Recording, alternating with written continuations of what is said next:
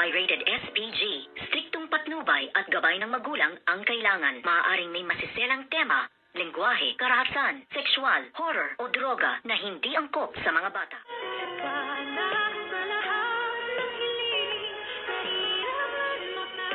Good evening and welcome sa aking munting channel. Nakakagulat din itong si Zoe na bigla-bigla na lamang ang kanyang pagiging mabait at bilang isang kapatid na nga dito kay Dr. Annalyn Santos, kaya't ito nga ay dinalaw niya sa East Ridge Medical Hospital na kung saan nga ay pinuntahan din ni Dr. Annalyn Santos ang kanyang nanay Lynette at nakita nga dito ni Dr. Carlos Binides itong si Zoe na pupunta sa streets at agad-agad nga itong sinabihan na ano ang ginagawa mo dito at bakit ka nagpunta rito.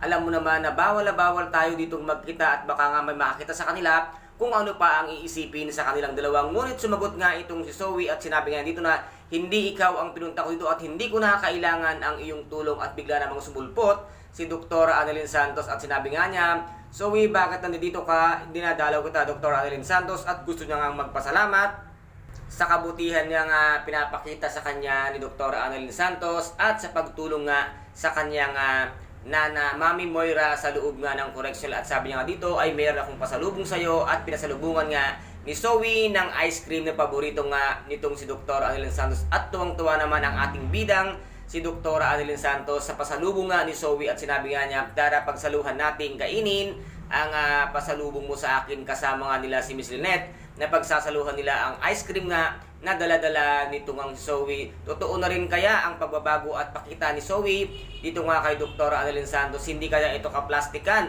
or kung ano man ang mga pinaplano nga ni Zoe na sana nga Zoe ay totoong-totoo na rin ang pakikipaglapit mo kay Dr. Annalyn Santos. At laking gulat naman nga ni Doc Carlos Binides dahil bigla-bigla na lamang ang pagbabago ng trato nitong si Zoe kay Dr. Annalyn Santos na ang alam niya nga ay ito ay mortal na magkaaway. Ngunit gumawa na naman ng isang paraan ito nga si Dr. Annalyn Santos para nga makasama sa medical mission si Zoe, kaya dito naman ay lalong napapalapit ang loob ni Zoe kay Dr. Annalyn Santos dahil ito na lamang ang lagi nagsasalba o lagi na lamang siyang ipinagtatanggol nga dito kay Miss Giselle Tanyag. At dito naman ay magkakaroon nga ng isang medical mission sa loob nga ng correctional na tuwang-tuwa nga si Warden dahil sa pamamagitan ni Dr. Annalyn Santos ay matutupad na ang kanilang matagal nang minimithi na magkaroon nga ng medical mission sa loob ng correctional dahil marami nga dito ang mga tao na may sakit at gusto nga nilang magpa-check up kay Dr.